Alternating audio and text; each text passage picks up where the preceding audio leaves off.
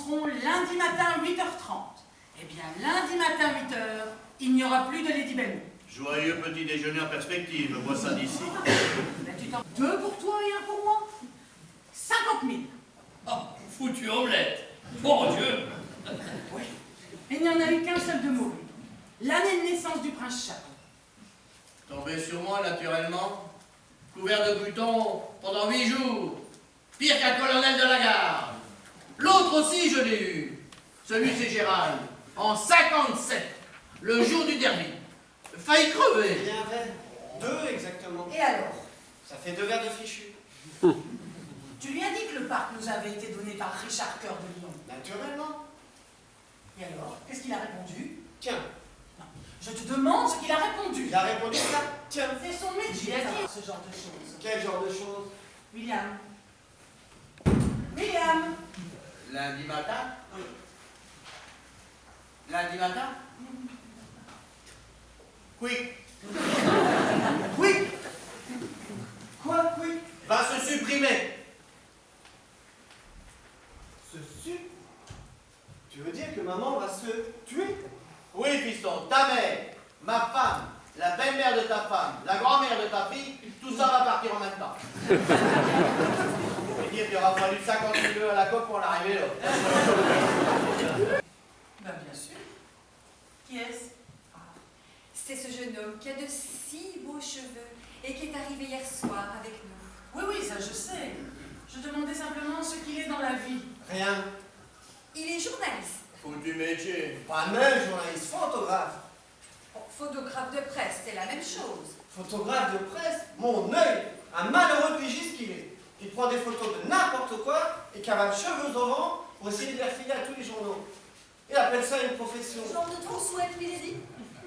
Oh, quelque chose de rectangulaire, d'environ 2 mètres de profondeur. C'est ce qui se fait d'habitude, non? On ne peut pas rêver mieux. Milady ne trouve pas que c'est un peu beaucoup pour un parterre de tulipes? Ce n'est pas pour un parterre de tulipes, c'est pour moi. Ah, que Milady me pardonne, j'avais... M'a l'air d'avoir sauté sur une mine. Quelle mine, papa, je t'en prie. Le trou dans le parc, attends, le trou dans la... Mais voyons, c'était une blague. Maman, dis-lui que c'était une blague. Elle le verra bien. Enfin, chérie, c'était pour rire. C'était pour faire marcher Richardson. Tombé. C'était pour faire tomber Richardson. Et tombé. Pouf. Maintenant, c'est fini. Pas lundi matin, ça va lundi matin. Mais dis ce qui se passe. Je perdrai mon siège. T'as déjà bien perdu ton pantalon. Bah, je perdrai mon siège par-dessus ma chaise. Oui, on va pas visiter les égouts. Ensuite, d'où viens-tu? Je suis allée réveiller Simon. Quoi? Bravo, maintenant on va réveiller les garçons dans leur lit. Oh bah tu sais, c'est pas tellement marrant, hein. Ça grogne, ça baille, ça s'étire, ça se gratte. Nous en reparlerons à la maison. Tu as 2 minutes pour finir de déjeuner. Bon Dieu, quand je pense qu'il y a des millions de types qui attendent le samedi pour se détendre. Waouh! Ouais. Je me tue lundi matin. Enfin mamie, tu cherches à me faire peur, c'est une blague. Et tu me crois capable d'en faire de si mauvais goût?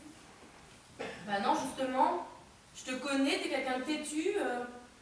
Enfin, qu'est-ce qui te prend? Bon, d'accord, grand-père est un peu dingo, mais ça fait un petit temps que tu te le trimbales, t'as dû t'y habituer.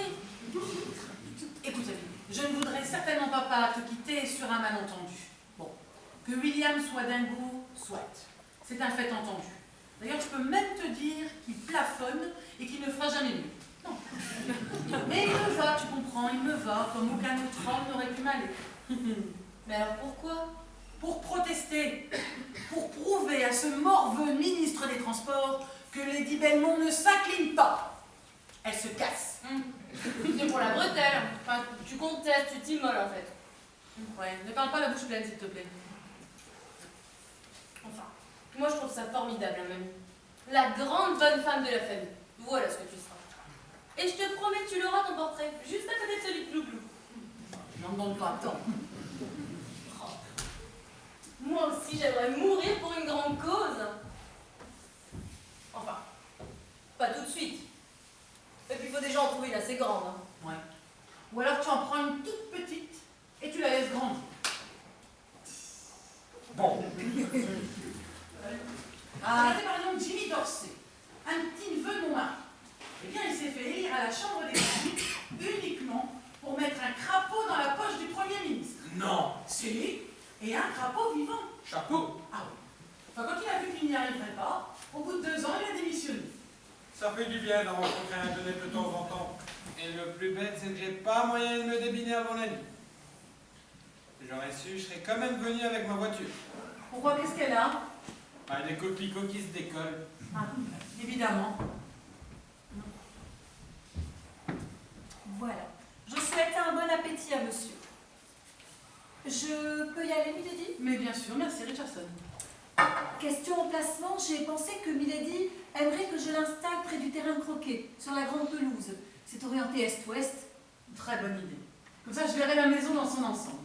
Très bien, merci Richardson. Merci, Milady.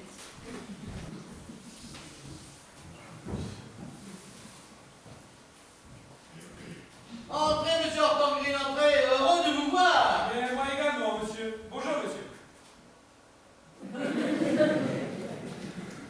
Veuillez excuser ma tenue, mais Je suis au courant, mon garçon. Et tu es en train de causer la tombe de ma femme. Ah, bravo. C'est la deuxième fois que je vois des cheveux pareils. La première fois, c'était dans un film d'épouvante. J'avais servi dans les chars d'assaut, souvent. non, monsieur. Dommage. Oui, mais quoi? Lady Sheila Belmont, appuyée sur sa pelle, debout devant sa propre tombe. Ça vous irait? En robe noire, avec un châle en dentelle noué sur les cheveux, avec un beau regard tragique de veuve de matador. À la chasse. Je vois s'engouffrer un énorme lièvre dans un fourré. J'épaule en attendant qu'il sorte de l'autre côté. Il sort, je tire, POM! C'était le setter irlandais du docteur Hamilton. Dieu merci, je lui ai juste coupé Ah, la ça sur toi, Viston? Naturellement, tu me tapes 10, c'est pas pour te le reprocher, mais tu me tapes de 10 shillings chaque dimanche matin. Ah bon? Je croyais pas que tu l'avais remarqué. Drôle de robe pour aller à l'église. Non, je n'y vais pas. J'ai bien trop de choses à faire. À propos, est-ce que tu connais le nom du frère du mari de la sœur de la femme de Petticoat? Non, il s'appelle comment? Ouais, n'en parlons plus. Comme vous êtes là, vous deux, je voudrais bien vous montrer quelque chose. Épouse adorée de Sir William Belmont. Adorée, ça te semble bien, mon chéri? On pourrait pas ajouter complètement cinglé. Le nom du type que tu cherchais tout à l'heure, c'est Petticoat. Non, le nom du type que je cherche tout à l'heure, c'est le nom du frère du mari de la sœur de la femme de Petticoat. Petticoat a épousé sa femme, comme tout le monde. Eh bien, celui-là, c'est le frère de celui qui a épousé sa sœur. A pas pu épouser sa sœur, enfin, c'est formellement interdit. La sœur de sa femme, pas la sienne. Enfin, c'est son beau-frère, en somme. Mais jamais dit le contraire. Le beau-frère de la sœur de la femme de Petticoat, c'est Petticoat. Non, pas le beau-frère de la sœur de la femme, le frère du mari de la sœur de sa femme. Enfin, Hubert, tu pourrais pas me donner un coup de main? Certainement. Dans cinq, Petticoat avait une sœur. Non, c'est sa femme qui en a une. Je m'en fous de savoir qui a une sœur ou qui n'en a pas. Je cherche un maçon.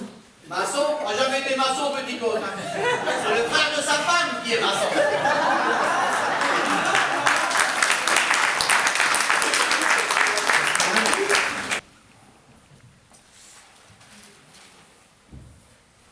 Et voilà, 11 et 4, 15. Ah, j'y suis aussi. Tu penses? Cette femme au visage grave n'est autre que Lady Belmont. Elle va se tuer lundi matin. Que mon sang retombe sur le ministre des Transports où sa tête déclare.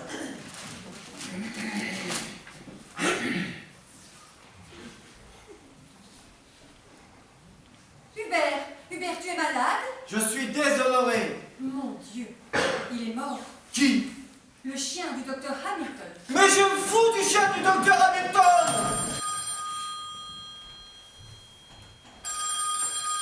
Oui? Ah, c'est vous, amiral. Ici Hubert. C'est Gérald. Pardon? Si ma mère est encore là? Je vous la passe. Ce vieux machin veut t'embrasser. Je suis navré de vous avoir déplu. Mais je n'arrive pas à le regretter. Oui, mais enfin, tout de même. Je me sens comme Nelson en haut de sa colonne, en train d'être observé par 50 millions d'Anglais. C'est très désagréable. Ah, ça pourrait être utile, qui sait? Utile! La seule chose utile que vous aurez pu faire, c'est de vous étouffer avec vos biberons dans votre berceau. J'ai été nourri au sein. Bien oui, mon garçon, en plein dans l'œil. Bon Dieu. Libément, j'écoute. Oui. Sans blague. Ah, vous tombez à pic, ne quittez pas. C'est l'émission Panorama. Panorama. L'émission vedette numéro 1. Vous n'avez pas la télé. Oh, vous savez, Simon, j'ai déjà mon mari. Eh bien, je n'ai jamais eu autant envie de pleurer que depuis le jour où je me suis flanqué ce coup de marteau sur les doigts. Oh, ma chérie, il faut te détendre. Hein. Rien de pire que d'avoir l'estomac noué pour digérer une noix farcie. Celle-là était d'ailleurs extraordinaire même. Elle avait un je ne sais quoi de plus que les autres. Oh, certainement les larmes de Richardson. Elle a beaucoup pleuré dans cette sauce. Maintenant, il raconte des histoires de chasse. Ah mon Dieu. À quel âge va-t-il arriver? Simon, chéri, regarde ce que mamie m'a donné. Somptueux. Mais je suis sûr que je te préférerais encore mieux toute nue. Monsieur Horton Green, pas devant sa mère tout de même. Oui, bah c'est bon, on y va. Une pièce d'eau prise par la glace sous un clair de lune romantique. T'as déjà vu ça? Non. Je me suis déjà enrhumé dans beaucoup d'endroits, mais devant une pièce de gelée, jamais. Tu verras comme c'est bon. Suivez-moi, jeune homme. Et le renard, je lui dis. Vous l'avez vu, le renard? Je l'ai vu aussi, le renard. Il était derrière eux, à 5 longueurs, mais n'allez pas traîner à les rattraper. Vachement rigolo, non? Tout à fait. Mais pourquoi le renard était-il derrière les chiens? Ah, ça. On avait dû prendre un mauvais départ. Après une tempête, j'ai vu un soir, j'ai vu un médecin-major sauter sur une infirmière-chef. En plein nez, la foutre à poil, en braillant que c'était un parachutiste allemand déguisé. Enfin, William, tu oublies que tu parles à un prêtre. Je pourrais tout de même dire la mettre à poil. A bien fallu la remplir, la pauvre petite. De cognac. Cela aussi est malheureusement exact. De toute évidence, Lady Valmont est aux portes du tombeau.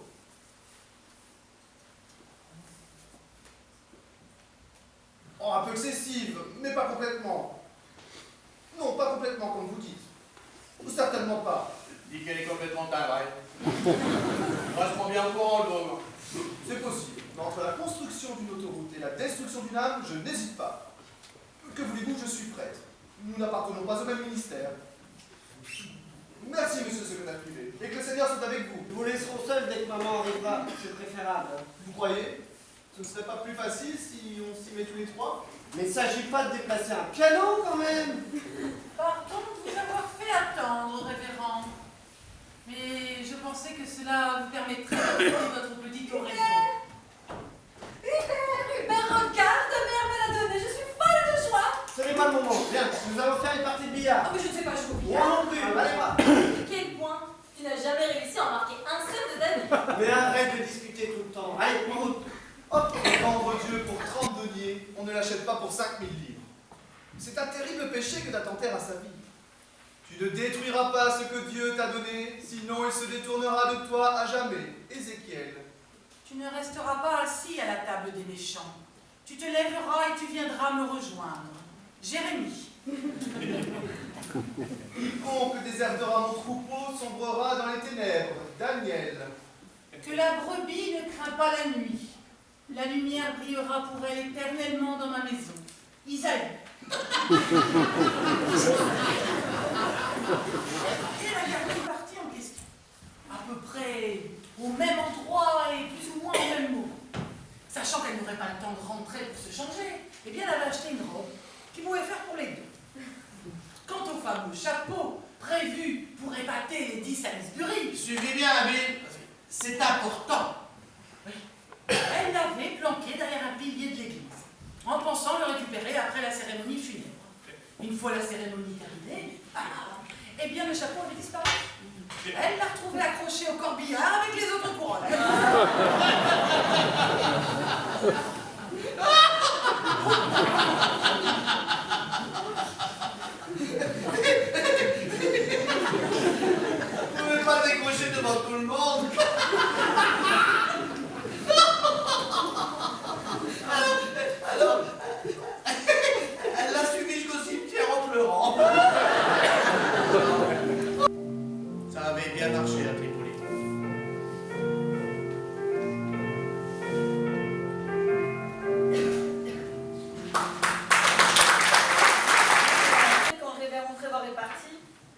n'avez pas du tout l'air d'avoir gagné la bataille.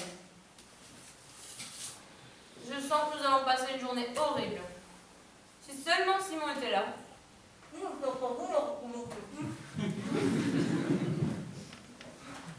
Monsieur Ortolgrid est rentré de Londres cette nuit. Ah bon? Vous l'avez vu? Entendu. Il sifflait comme un pinson. Tableau qui se décroche. Vous croyez au présage? Oh oui. Une nuit de Noël, un de mes amis de la brigade a fait un arc-en-ciel. Ah bon, et qu'est-ce qui lui est arrivé? 40 jours de prison pour état caractérisé d'ébriété pendant les heures de garde. Bonjour Richardson. Bonjour Monsieur Hubert. Salut papa. Bien dormi? Bien dormi? Un peu de décence tu veux? J'ai passé la nuit à arpenter les couloirs pour aller secouer la porte de la chambre de ta grand-mère. Merci. Au fait, Richardson, Monsieur Brandon n'a pas essayé de téléphoner? Personne n'a téléphoné. Vous devez essayer de parler au ministre cet après-midi. Je n'aime pas du tout ça. Tu as pris les infos ce matin? Mon transistor a disparu. Je pensais que c'était toi qui l'avais. Oh, décidément, c'est fou ce qui se passe comme chose bizarre dans cette maison. Et tu as vu Glouglou? Maintenant, il est d'aplomb. Mademoiselle dit que c'est un signe. Il n'y a plus moyen de nous faire tenir de travers. Mademoiselle ne dit que des bêtises. Vous entendez? Les bulldozers. C'est le laitier. Et tu te crois drôle? Mademoiselle a raison, c'est le laitier qui revient chez les garriques. J'ai vu ça. 7h35. Mais qu'est-ce que fabriquerons-nous? Je vais encore essayer de parler à maman à travers la porte de sa chambre. Oui, bah, si j'avais la moindre autorité dans cette maison, moi je les ferais venir les pompiers. Allez, trop. Ton grand-père ne veut pas en entendre parler. Il estime que ces gens-là n'ont aucune conversation. Ça t'en fera 3, chérie. C'est toi, maman? Qui veux-tu que ce soit? Bonjour. Oui, bah ça va, hein. Tu peux fermer la bouche, c'est maman. Repos. Tu es prêt, fiston? Oui, papa. J'ai commencé le compte à rebours en sortant de ma chambre. Reste plus que 90 secondes. Le moral est bon, petit? Oh non. Quand je pense que ma pauvre mamie va... Pauvre mamie, j'ai plus vu quelqu'un de plus barbant depuis Jeanne d'Arc. Oh, mais qui c'est? Bah c'est moi, papa. J'ai cru sur le moment que c'était la reine à Bersaglier. Bonjour, Maud. Bonjour, père. Drôle de chapeau. Merci d'être là, fiston. Ah, mais c'est tout à fait normal. Je pense bien que j'ai le béguin pour Lady Belmont. Moi aussi. Ça fait 50 ans que ça me tient. Encore besoin d'elle comme au premier jour. Même pour respirer. Sacrée bonne femme. Moi, je ne saurais pas vivre longtemps sans elle. 10, 15 ans. Allez-y, franchement, avec ces engins, hein. Dommage pour les portes, mais tant pis, hein. Donc qu'est-ce que t'as avec Richardson pour sonner? Patience, fiston. Reste encore 12 secondes. 11, 10, 9. Pas se vanter de m'avoir emmerdé, celle-là. 4, 3, 2, 1.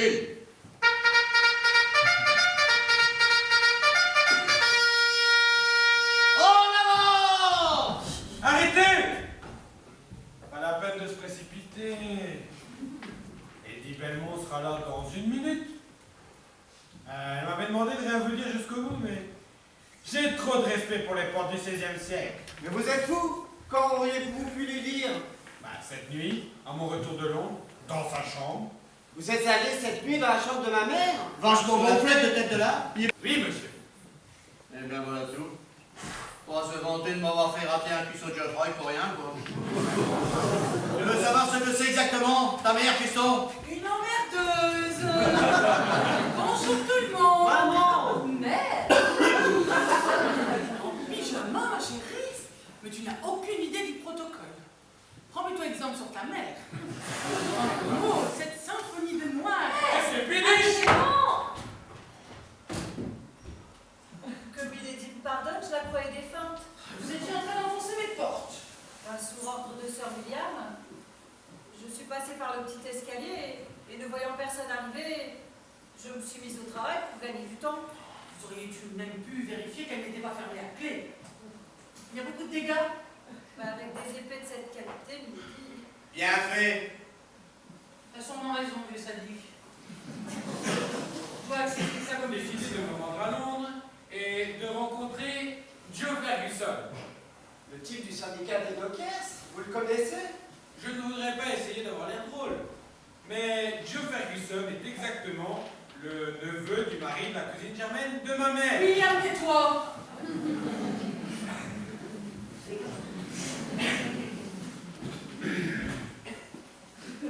J'ai donc décidé d'aller rencontrer Joe Ferguson et lui ai fait remarquer quelle occasion il avait, grâce à Lady Belmont, de déclencher une grève populaire. Les abonnés absents?